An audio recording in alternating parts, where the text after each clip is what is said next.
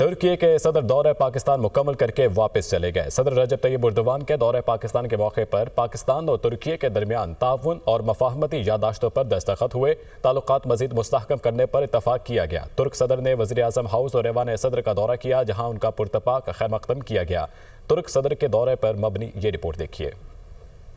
پاکستان اور ترکی کی دوستی نئی بلندیوں پر پہنچ گئی۔ ترک صدر رجب طیب ایردوان دورہ پاکستان کے دوران وزیر اعظم ہاؤس پہنچے تو فقید و مثال استقبال کیا گیا۔ دونوں ممالک کے ترانے بجائے گئے۔ رجب طیب ایردوان نے گارڈ آف آنر کا معائنہ کیا۔ ترک صدر کے اعزاز میں پاک فضائیہ کا خصوصی فلائی پاسٹ ہوا۔ F-16 طیاروں کی فارمیشن نے معزز مہمان کو سلامی۔ ترک صدر نے army chief general Syed Asim Munir کے ساتھ گرم جوشی سے مصافحہ کیا۔ وزیر اعظم نے ترک صدر سے کابینہ کا تعارف کرایا۔ رجب طیب ایردوان نے وزیر اعظم ہاؤس کے احاطے میں پودا بھی لگایا۔ دونوں ملکوں کے درمیان 24 معاہدوں اور مفاہمتی یادداشتوں کا تبادلہ۔ وزیر اعظم شہباز شریف اور ترک صدر رجب طیب ایردوان نے مفاہمتی یادداشتوں اور معاہدوں پر دستخط کیے۔ پاکستان اور ترکی نے اسٹریٹجک تعلقات مزید مستحکم کرنے کے MOU پر دستخط کیے۔ انرجی ٹرانزیشن کے شعبے میں تعاون کی مفاہمتی یادداشت، زرعی بیجوں اور پانی کے شعبے میں تعاون کا معاہدہ بھی ہوا۔ کان کنی اور ایکسپورٹ کریڈٹ بینک ترکی اور ایکسپورٹ امپورٹ بینک پاکستان میں مفاہمتی یادداشت۔ Scientific and technology research council ترکی اور نیشنل ٹیکسٹائل یونیورسٹی فیصل آباد کی مفاہمتی یادداشت کا تبادلہ بھی کیا گیا۔ اعلامیے کے مطابق ترکی کے صدر اور وزیر اعظم پاکستان شہباز شریف کے درمیان باہمی دلچسپی کے امور، علاقائی اور عالمی معاملات پر تبادلہ خیال کیا گیا۔ پاک ترک دو طرفہ تعلقات کے مثبت انداز پر اطمینان کا اظہار کیا۔ تعلقات کو باہمی طور پر فائدہ مند اسٹریٹجک شراکت داری میں تبدیل کرنے کے عزم کا اعادہ کیا۔ پاک ترکی high level strategic cooperation council کا 7واں اجلاس ہوا، جس کی مشترکہ صدارت دونوں رہنماؤں نے کی۔